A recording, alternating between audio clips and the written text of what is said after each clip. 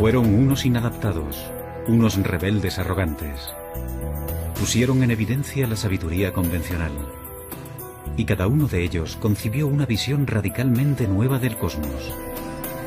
Galileo Galilei, Isaac Newton, Albert Einstein y Stephen Hawking. Todos ellos tuvieron una vida agitada, cargada de grandes triunfos y humildes fracasos. Son gente que se ha atrevido a lanzar desafíos. Suelen toparse con la oposición de algunos y no saben enfrentarse a eso. Había una especie de demonio que no les dejaba hacer otra cosa. Hay que tener un ego muy fuerte para decir, puedo resolver esto, descifrar una pequeña parte del universo. ¿Quiénes eran esos genios rebeldes? ¿Y qué secretos escondían sus mentes para permitirles concebir lo inconcebible y poner de manifiesto la belleza y singularidad del universo?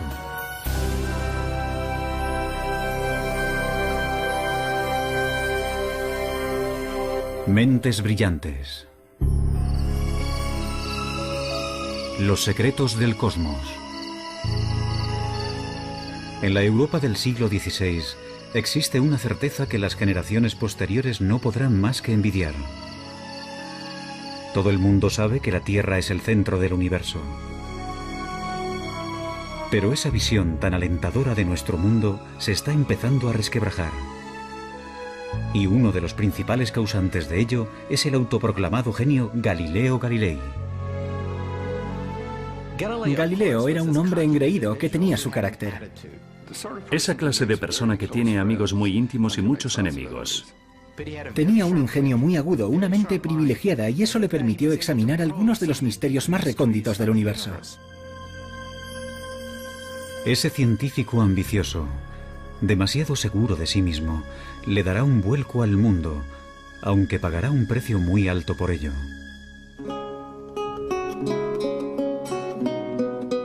Galileo nace en 1564 en Pisa, Italia. Su padre, laudista, es bien conocido por rechazar las convenciones para crear una nueva forma de armonía musical. Galileo hereda esa rebeldía de su padre.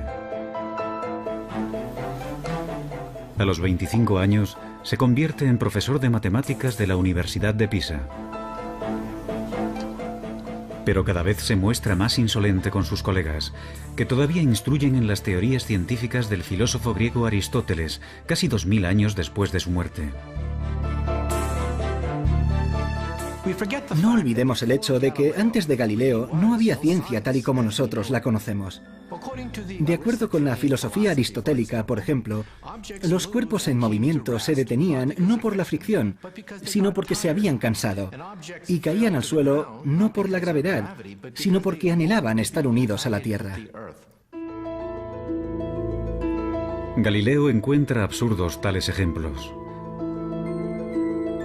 Esos grandes personajes que se proponen descubrir la verdad y no llegan a encontrarla nunca me ponen enfermo, escribe más tarde. No consiguen encontrarla porque siempre miran en el lugar equivocado.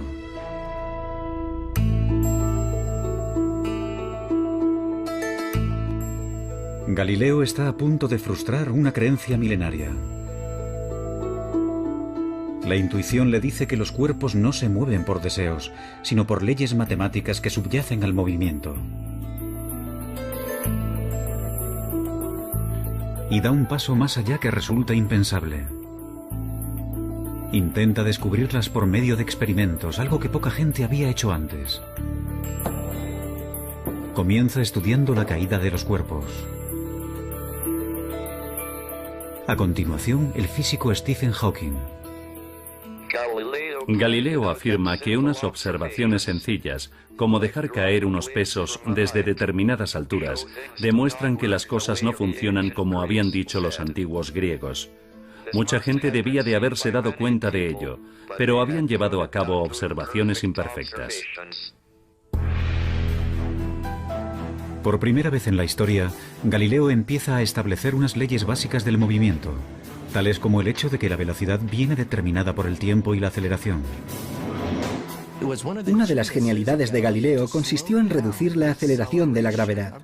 Se fabricó un plano inclinado para dejar caer por él una bola. De esa manera se podía observar claramente cómo un cuerpo coge velocidad a medida que desciende. Así que él introduce el concepto de aceleración. A nosotros nos parece muy obvio y lógico, pero supuso un avance matemático clave, entender el movimiento en esos términos. Por ser el primero en utilizar experimentos, más tarde Albert Einstein lo llamaría el padre de la física moderna. Galileo abrirá el camino que después seguirán Newton y Einstein. La búsqueda de las leyes matemáticas que se esconden tras cualquier movimiento. Pero sus avances son lentos. No se publicarán hasta el final de su vida.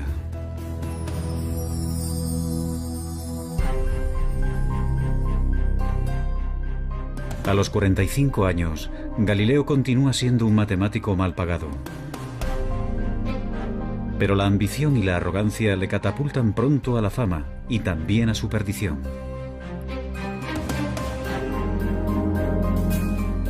En 1609, Galileo oye hablar de un catalejo, un aparato como de juguete que hace que los objetos distantes parezcan cercanos. Decidido a sacar provecho del invento, aprende rápido a fabricar lentes. En pocas semanas, llega a Venecia con un telescopio que presenta como su propio invento. Impresiona de tal forma a la marina veneciana que sus superiores le doblan el salario. Galileo no se molestó en decirles que aquel instrumento ya se estaba presentando y vendiendo en muchos otros lugares. De hecho, se llevaron una gran desilusión al descubrir que no era un invento exclusivo de Galileo. Pero, bueno, tampoco se le puede reprochar nada, simplemente fue un buen negociante. Para el librepensador que era Galileo, el telescopio también ofrece la posibilidad de plantear cuestiones que otros no se atreven ni a nombrar. 60 años atrás, el astrónomo Copérnico había propuesto la idea radical de que la Tierra gira alrededor del Sol. Pero Copérnico contaba con escasas pruebas para su teoría. Una teoría que contradice pasajes de la Biblia. En la época de la Inquisición, tales especulaciones se consideran herejía.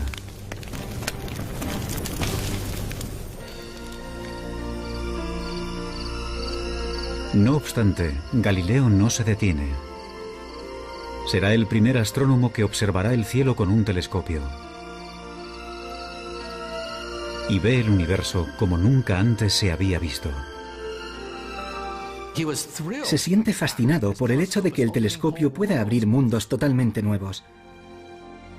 Realiza dibujos y diagramas con la sensación de que no lo hace lo suficientemente rápido. Noche tras noche, Galileo se afana en su trabajo y realiza un hallazgo asombroso. Descubre 4 lunas orbitando alrededor de Júpiter.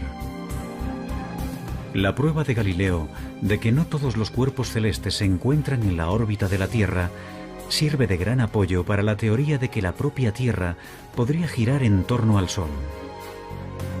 Pero contradecir la Biblia es jugar con fuego.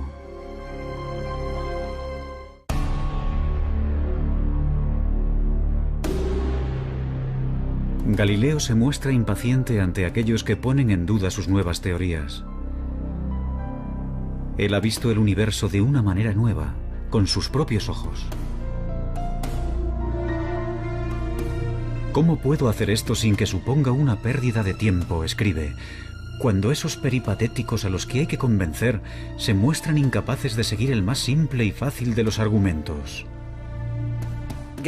Galileo utilizaba su ingenio mordaz para atacar a la gente, y eso no le proporcionó muchos amigos. En 1615, a los 51 años, Galileo acude a Roma para exponer su caso. Y puede que ese fuera su mayor error. La Iglesia le ordena dejar de dar lecciones sobre que la Tierra gira alrededor del Sol. Pero Galileo vuelve a tentar a la suerte. 9 años más tarde, solicita que vuelvan a escuchar su caso. Esta vez, el nuevo papa es un íntimo amigo. Y Galileo consigue un permiso para escribir un libro. Siguiendo su costumbre de desdeñar a los oponentes, Galileo escribe un diálogo en el que personajes vagamente disfrazados ofrecen argumentos a favor y en contra de su teoría. En sus libros está muy claro quién es el listo, quién es el que hace el papel de Galileo, mientras que los aristotélicos se presentan como los tontos. En 1633, la Inquisición ordena arrestar a Galileo. La Iglesia le acusa de herejía. Pero quizás la verdadera razón por la que enjuician a Galileo es que ha ido demasiado lejos en sus esfuerzos por persuadir. En su diálogo, ha puesto el argumento favorito del Papa en boca de un personaje ridículo. Gente cercana al Papa le advirtió de que en su libro Galileo había intentado que pareciera un estúpido. Y perseguir sistemáticamente a Galileo y mantenerle en arresto domiciliario para el resto de su vida fue una decisión personal del mismo Papa. En realidad no fue idea de la Iglesia, fue una decisión personal del Papa por una profunda ira hacia un amigo. Galileo espera un simple acuerdo. En lugar de eso, le amenazan con torturarlo. Rendido ante lo inevitable, se arrodilla y se retracta.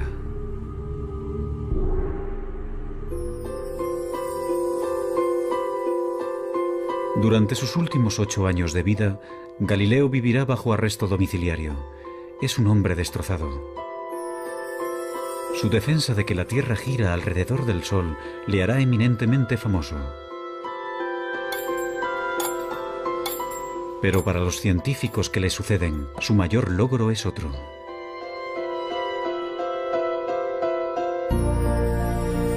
En sus últimos años de vida, escribe un libro con el que completa el trabajo iniciado de joven.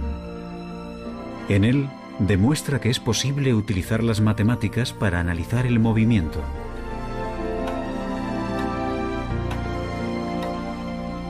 Irónicamente, el año en que fallece Galileo, a 1300 kilómetros de distancia, nace un niño que completará sus ideas. También será uno de los científicos más extraños de todos los tiempos.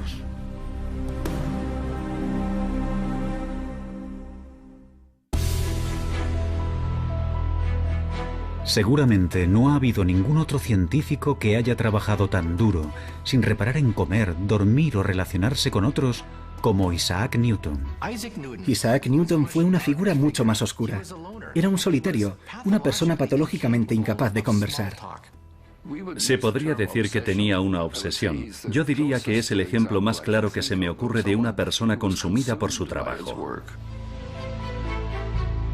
Posiblemente también sea el mayor científico de todos los tiempos. A su nacimiento, la física es un campo prácticamente inexplorado. Antes de morir, descifra con exactitud las leyes que describen cualquier tipo de movimiento, desde la caída de una manzana hasta las órbitas de los planetas. Simplemente no tenemos constancia de que haya existido ningún otro hombre semejante a Newton.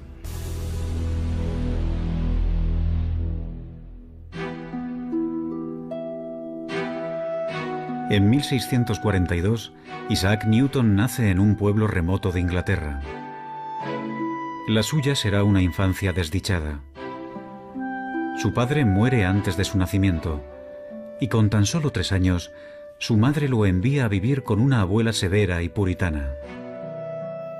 Cuando su madre se volvió a casar y lo dejó con su abuela, Newton se sintió traicionado y solo, y yo creo que nunca superó aquello. Más tarde escribirá que, entre sus pecados de la infancia, se incluye amenazar con quemar a su madre y a su padrastro en la casa de estos.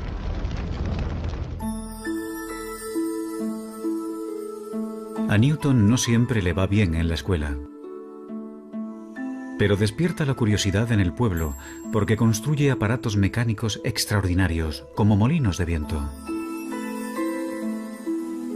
Un maestro de la escuela convence a su madre para que lo envíe a la universidad. En el Trinity College de Cambridge, la mayoría de los estudiantes se dedican más a beber y a la juerga que a estudiar.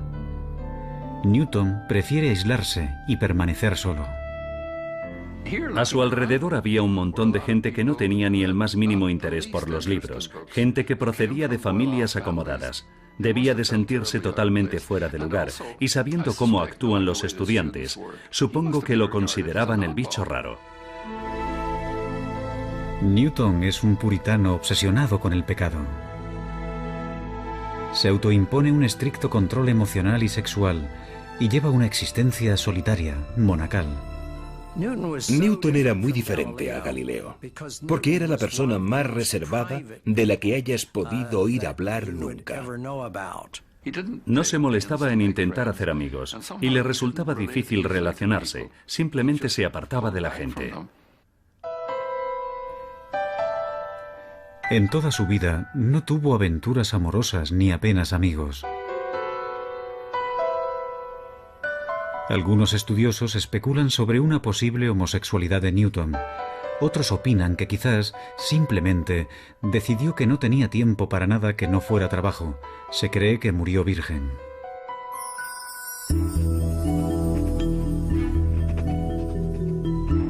En la facultad, Newton dedica toda su pasión a los estudios. Como a Galileo, las matemáticas le fascinan. Adquiere un nivel avanzado en esta ciencia por su cuenta. Y después comienza a crear unas matemáticas nuevas para analizar el movimiento. Es él quien inventa el cálculo. Newton se siente fascinado por la manera en que el Sol sale y se pone, formando un arco completo. Una de las observaciones más brillantes de Newton fue el hecho de que cuando los cuerpos se mueven, su trayectoria se puede ver poco a poco, gradualmente, con un desplazamiento minúsculo de manera progresiva. Y cuando haces confluir este movimiento, obtienes espirales preciosas, obtienes elipses, círculos. Y no olvidemos que, al escribir sus notas, Isaac Newton estaba creando el cálculo al mismo ritmo al que lo aprenden los estudiantes universitarios de primer año. Si lo hubiera compartido con alguien, habría obtenido el reconocimiento de ser el mayor matemático de Europa. Pero Newton guarda sus descubrimientos para sí mismo. Prefiere trabajar en los detalles él solo.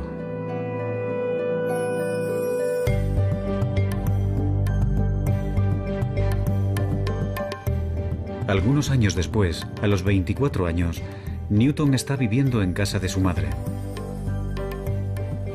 En ella, tendrá la inspiración que revolucionará totalmente la física. Desvelará el misterio del movimiento de los planetas. Isaac Newton veía el mundo de manera gráfica, geométrica. Y un día, mientras paseaba por la finca, vio caer una manzana. A continuación, alzó la vista y vio la luna. En ese momento se planteó la pregunta clave, la pregunta que resolvería el misterio de la esfera celeste. Si una manzana cae, ¿también cae la luna? Y entonces tuvo una de sus mayores inspiraciones. Se dio cuenta de que la gravedad, de la misma manera que atrae una manzana y hace que ésta caiga sobre la Tierra, podría ser la misma fuerza que atrajera la luna, esa luna que hay en el cielo, y que la hiciera caer dando vueltas sobre la Tierra. Mientras que Galileo empezó a estudiar cómo la gravedad actúa sobre la Tierra, Newton es el primero en darse cuenta de que esa gravedad también mueve los planetas y los astros. Eso supuso un cambio revolucionario. Básicamente, Newton demostró que las leyes que rigen los cielos son las mismas que las de aquí abajo en la Tierra. Pero cuando intenta descifrar los detalles, unos problemas matemáticos muy complejos se interponen en su camino y mantendrá en secreto su gran descubrimiento durante casi 20 años.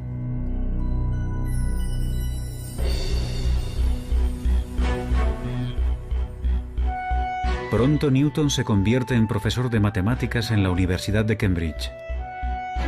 Sus responsabilidades docentes son reducidas y pasa las 24 horas del día investigando en el campo de las matemáticas y la física. Sus colegas no tardan en reparar en su genialidad, así como en su extraña y esquiva naturaleza.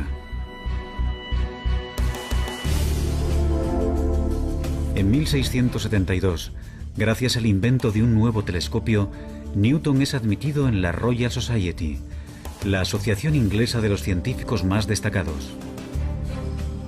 Halagado, permite que publiquen un artículo brillante sobre óptica. No obstante, cuando el gran físico Robert Hooke, equivocado, pone en duda su teoría, Newton entra en cólera y amenaza con abandonar la asociación. Su reacción ante las críticas es casi siempre explicar cuidadosamente por qué lo que acaba de decir la otra persona es una completa estupidez. Tenía una personalidad extremadamente frágil. Como ha dicho uno de sus biógrafos, o mandaba o se enfadaba. Y pasaba mucho tiempo enfadado. Algunos historiadores especulan sobre si el carácter vengativo de Newton, su extremada susceptibilidad a la crítica y su trabajo obsesivo pudieran ser síntomas de una enfermedad mental como un trastorno maníaco-depresivo. Nunca lo sabremos. Si realmente padece una enfermedad mental, no lo detiene en su trabajo.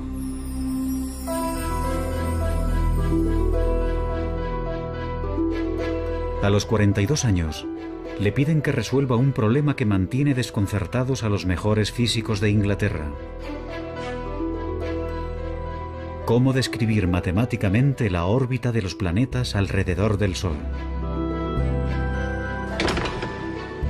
Invadido por la inspiración, Newton se encierra en su cuarto y comienza a trabajar en su gran obra maestra. Como a Galileo, le guía una fuerte intuición. Ahora se dispone a descifrar matemáticamente las leyes de la gravedad, una tarea que había iniciado en años anteriores. Durante casi 2 años, no se comunica apenas con nadie. El único ejercicio que realiza es pasearse por la habitación. Dormía muy poco y se pasaba 18, 20 horas al día trabajando. Se saltaba las comidas. Solo escribía. Tenía el poder de sentarse en la silla y no distraerse, concentrarse, obsesionarse con un problema durante años, sin parar, hasta que lo resolvía. Al final, Newton reaparece con una obra maestra que transformará el mundo, Los Principia. Puesto que es un simplista inquebrantable, Newton se centra en los fundamentos básicos. Desvela cómo la masa interactúa con la fuerza, la inercia y la aceleración.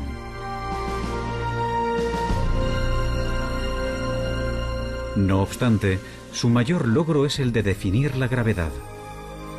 Es el primero que habla de esta como una fuerza que actúa a una distancia. Y consiguiendo avances matemáticos increíbles, Newton establece las leyes precisas que determinan el movimiento de todos los cuerpos. Los Principia de Newton, publicados en 1687, supusieron una revolución científica. En la obra, Newton dio la primera descripción precisa de las leyes que rigen el movimiento de los cuerpos, desde unas balas de cañón a los planetas. Si se miran los Principia y el número de problemas matemáticos resueltos en esa obra, y pensando que la escribió en un periodo de 18 meses, queda claro que no se trata de un ser humano normal en ninguna de sus acepciones.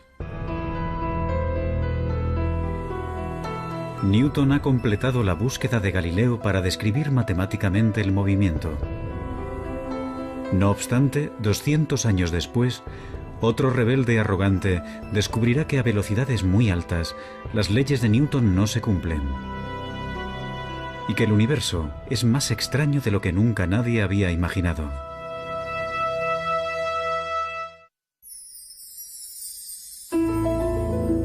A los 16 años, Albert Einstein se plantea una pregunta muy simple. ¿Qué pasaría si corriera a la velocidad de una onda de luz? ¿La luz parecería estar quieta? Cuando vuelve a centrar su atención en esa imagen, menos de 10 años después, revoluciona nuestra concepción del espacio-tiempo. Le encantaba imaginar mundos que no existían. Y ese era su poder, ser capaz de ver físicamente, en una imagen, cosas que los demás no podían ver. El hombre que hace esos avances tan importantes es un catedrático distraído, un gran enamorado de la humanidad de ojos brillantes. Pero también es egoísta. Ha tenido 2 fracasos matrimoniales y confiesa de sí mismo ser un desastre en la esfera emocional.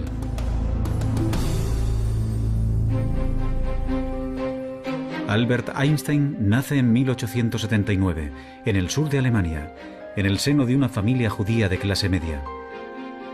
De niño, es callado e introvertido. Sus padres empezaron a pensar que quizás era retrasado, porque tardó mucho en empezar a hablar. Pero simplemente, según parece, estaba muy ocupado pensando. De pequeño, le fascinan los rompecabezas y los juegos, y muestra una perseverancia notable. A los 9 años, construye una torre de cartas de 14 pisos de altura. Dicen que de niño estaba siempre al helado, así que los demás niños se burlaban de él. Vivía aislado en el mundo de los libros, en el mundo de las ideas. En 1896, con 17 años, Einstein es admitido en la ETH, una universidad politécnica de Suiza, pionera en investigaciones en todo el mundo. Como Galileo, es ingenioso y perspicaz, tiene sentido del humor y también es un rebelde. Einstein ha decidido convertirse en un físico teórico, pero siente que encuentra obstáculos en su camino. Su profesor de física, el señor Weber, no está interesado en las últimas teorías más vanguardistas sobre la luz y la electricidad.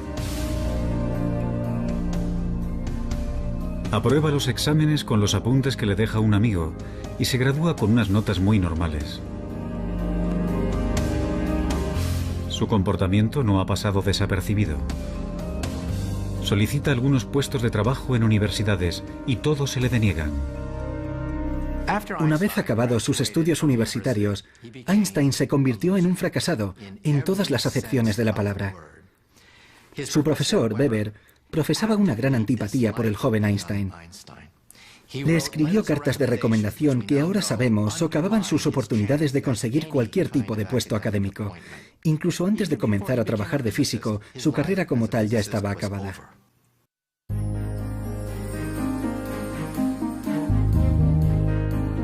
Dos años después de abandonar la universidad, Einstein encuentra por fin un trabajo como empleado en una oficina suiza de patentes.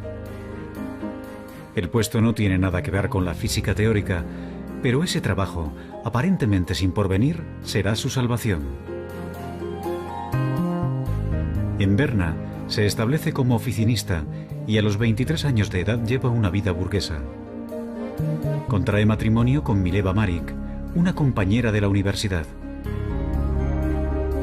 Afortunadamente, el trabajo no exige demasiado esfuerzo y le permite dedicar tiempo a analizar cuestiones vanguardistas sobre física, tales como la naturaleza de la luz. Otros ya habrían tirado la toalla y habrían abandonado la idea de una carrera como físicos. Parece como si se tratara de alguien que estaba poseído por un demonio intelectual que no le permitía hacer otra cosa.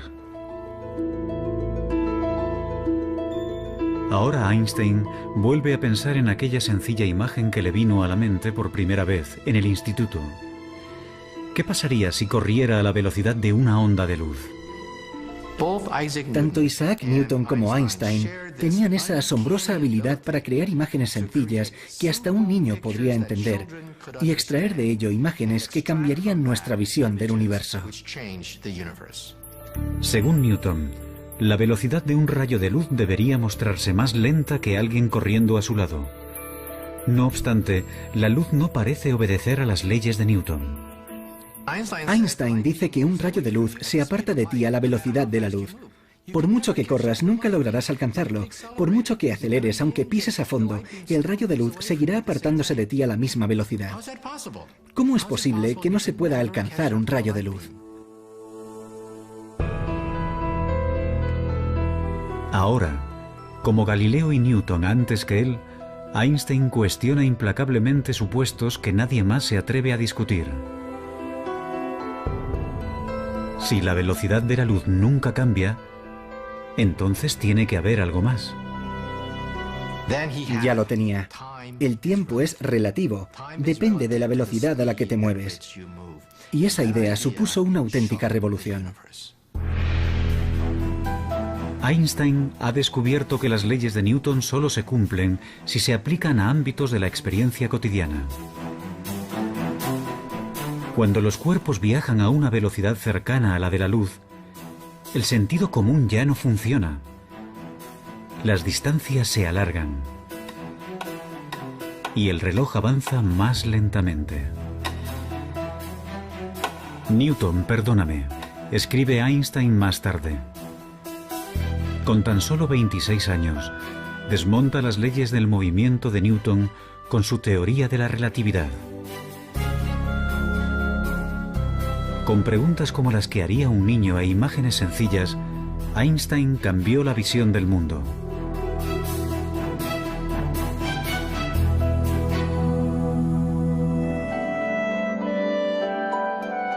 En 1907, Einstein aborda nuevos retos científicos. Pero unas cartas recién publicadas revelan un lado personal poco conocido. Mientras trabaja en su gran obra maestra, se encierra en sí mismo y sus más allegados sufren.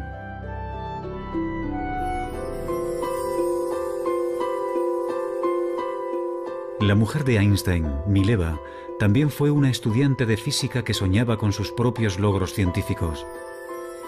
Pero ahora, mientras que Einstein da clases y colabora con otros científicos, Mileva apenas lo ve. Teme estar perdiendo tanto a su marido como su sueño. Entonces, en 1914, Mileva descubre que tiene una adversaria en el ámbito sentimental, Elsa Lowenthal, prima de su marido. El matrimonio de Einstein está roto. Me encantaría tomarme una cerveza con Einstein, pero no le presentaría a mi hermana. Es como si las normas no le afectaran necesariamente.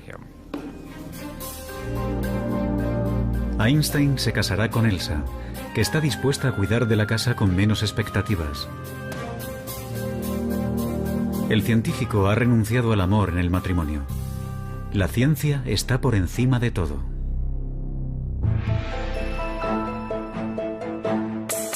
A los 35 años de edad, Einstein está persiguiendo un objetivo que muchos físicos creen imposible. Su intuición le dice que debe de haber una teoría general de la relatividad, que también explique la fuerza de la gravedad. Como Newton, Einstein está obsesionado. Pasa años inmerso en unas matemáticas de una complejidad tremenda. Inseguro de si va por el camino correcto o es una empresa descabellada. Se pasaba años dándole vueltas sin parar a un problema. Se aferraba a él casi como a un perro que no suelta su hueso. Cuando estaba trabajando en la relatividad general, estuvo a punto de padecer una depresión nerviosa. Estaba tan concentrado que llegó a perder una enorme cantidad de peso. Porque no comía, se concentraba en los problemas de la misma manera que lo hacía Isaac Newton.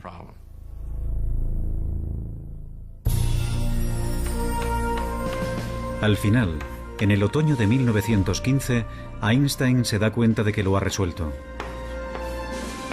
Su nueva visión es tan extraña que incluso a los físicos les costará entenderla.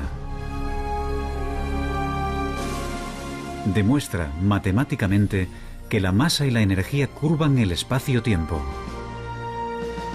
Un cuerpo inmenso como el Sol deforma tanto el espacio-tiempo que un planeta cercano se mueve a su alrededor con una trayectoria curva. Para Newton parecen atraídos por una fuerza. Pero eso es tan solo una ilusión. El mismo fenómeno se cumple en la Tierra. Los cuerpos, que parecen atraídos por una fuerza gravitatoria, en realidad están viajando por un espacio-tiempo deformado. La teoría general de la relatividad de Einstein cambió para siempre nuestras ideas sobre el espacio-tiempo. Es tan bonito que tiene que ser cierto. Einstein llega a una serie de ecuaciones que rigen la curvatura espacio-tiempo.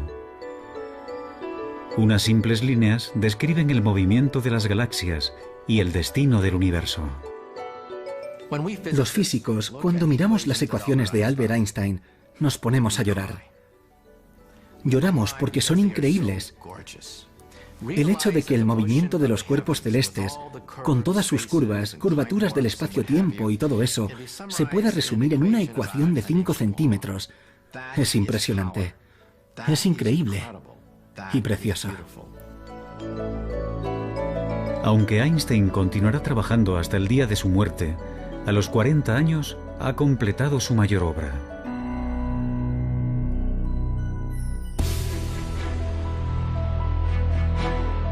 Galileo aplicó las matemáticas al movimiento.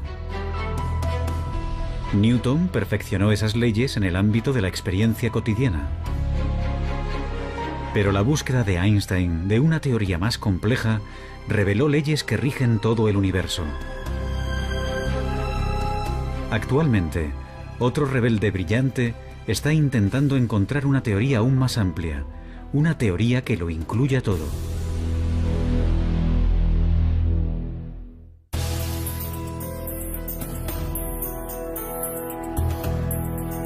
Ningún otro científico ha sacudido los pilares de la física como Galileo, Newton o Einstein.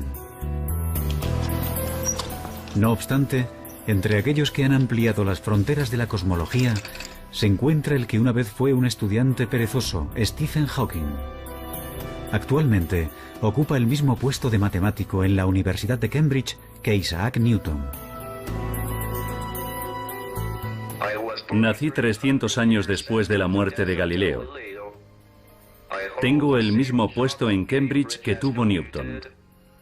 Y trabajo en la teoría general de la relatividad de Einstein. De los tres, con el que más me identifico es con Galileo. Él se guió por su intuición y fue todo un rebelde.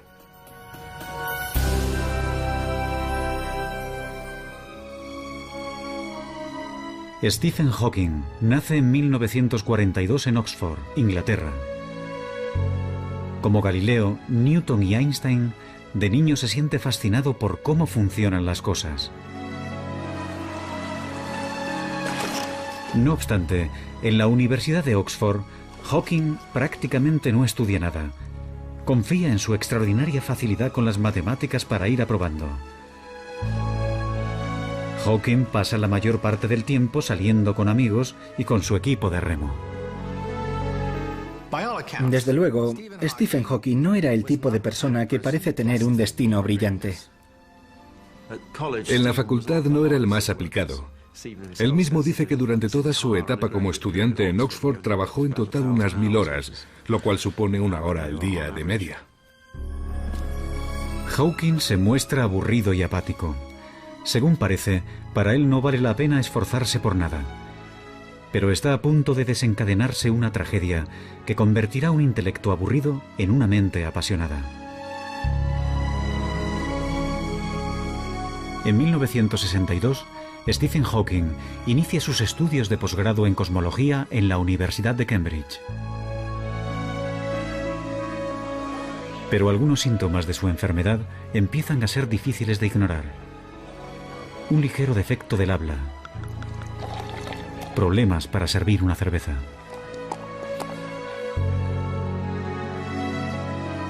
Los médicos le dicen que tiene ELA, esclerosis lateral amiotrófica, comúnmente denominada enfermedad de Lou Gehrig. Las regiones del cerebro que controlan el movimiento se le están atrofiando. Y no tiene cura. El estudiante de 20 años sabe que su cuerpo sufrirá una parálisis. Con el tiempo, los músculos respiratorios se le agarrotarán y tendrá problemas respiratorios. Los médicos le pronostican tan solo 2 años de vida. Hawking cae en una profunda depresión. Cuando le diagnosticaron la enfermedad, Stephen no esperaba vivir más de 1 año o 2. No parecía que valiera la pena ni acabar el doctorado. Pero inexplicablemente, la enfermedad progresa más lentamente de lo que habían predicho. Conoce a Jane Wilde, la mujer que se convertirá en su esposa, y encuentra un propósito en la vida. Soñé que me iban a ejecutar, escribe. De repente me di cuenta de que había muchas cosas que valía la pena hacer si me concedían un aplazamiento.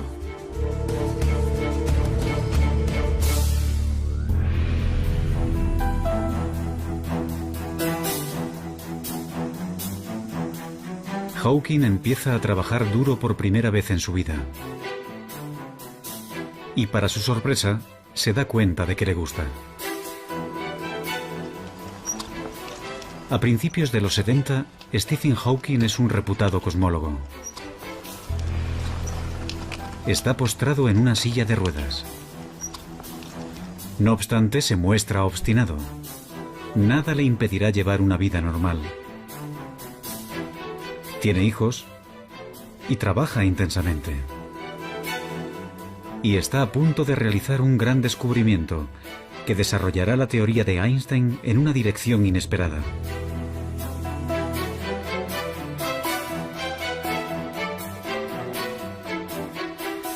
La teoría de la relatividad general de Einstein predice el movimiento de cuerpos muy grandes, como las galaxias, pero no puede explicar el comportamiento de las partículas subatómicas más diminutas, que son las piedras angulares del universo. Su movimiento solo lo predice otra teoría, llamada mecánica cuántica. Y para la frustración de Einstein y de cualquier físico, esas dos teorías parecen totalmente incompatibles. Pero Hawking tiene la fuerza suficiente para abordar lo imposible. Cuando Stephen Hawking estaba realizando su trabajo pionero, había 2 bandos opuestos que se odiaban. Nunca hablaban entre ellos. Por una parte estaba el bando de los conservadores más acérrimos, los que mantienen la llama de Albert Einstein ardiendo con fuerza. En el otro bando estaban los teóricos cuánticos.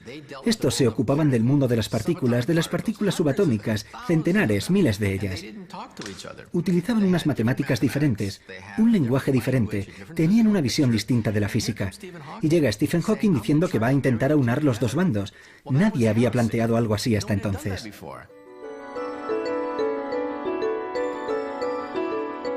Hawking se pregunta, ¿qué pasaría si miráramos un agujero negro, un cuerpo inmenso, pero nos fijáramos en sus partículas más diminutas? Hawking, como Einstein, es extremadamente perspicaz. Tiene una intuición increíble para plantearse las preguntas clave y hacerlo del modo más adecuado.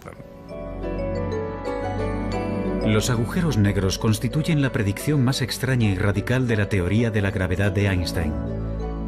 Teóricamente, cuando una masa se encuentra extremadamente concentrada, por ejemplo un astro comprimido en una bola de tan solo unos kilómetros de diámetro, el espacio de su alrededor se deforma tanto que la gravedad impide que algo se escape, incluyendo la luz. Un agujero negro es una región del espacio donde la gravedad es tan fuerte que la luz no se puede escapar. Es como una membrana de una sola dirección. Las cosas pueden entrar, pero nunca salir. Por eso se le llama negro.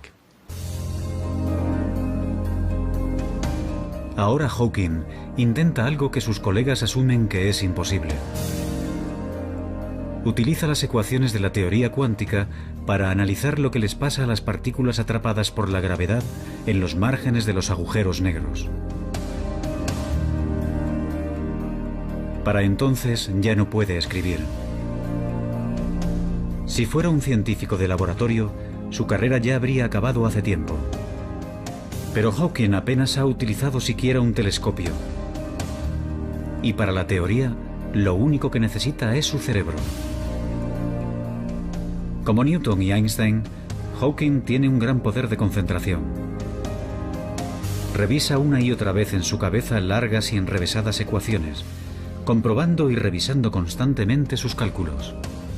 Tiende a pensar a través de imágenes y suele comenzar con alguna idea que cree acertada.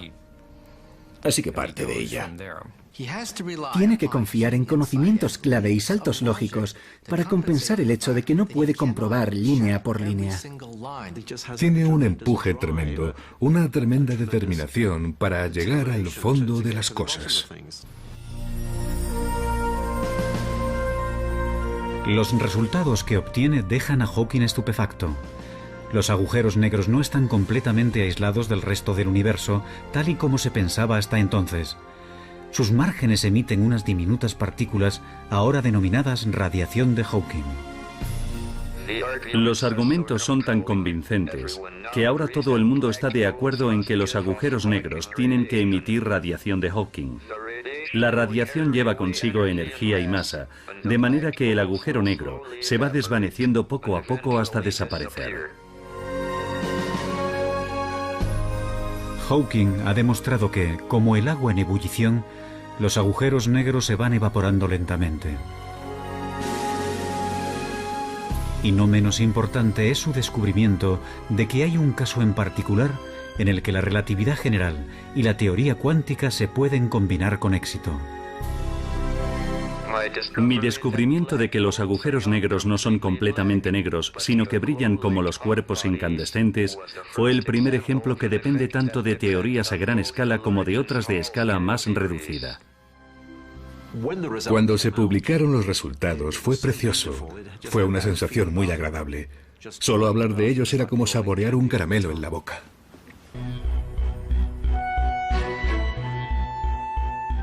Encontrar una teoría de todo, una teoría que llegue más al fondo de la cuestión, que unifique las ecuaciones de Einstein con la mecánica cuántica, es ahora el santo grial de la física. Eso explicaría el origen del universo. Y Hawking ha creado nuevas esperanzas de que el rompecabezas definitivo se pueda resolver. El descubrimiento que hace Hawking sobre la radiación de los agujeros negros ha sido una pieza importante del rompecabezas, aunque todavía no sepamos cómo es el definitivo.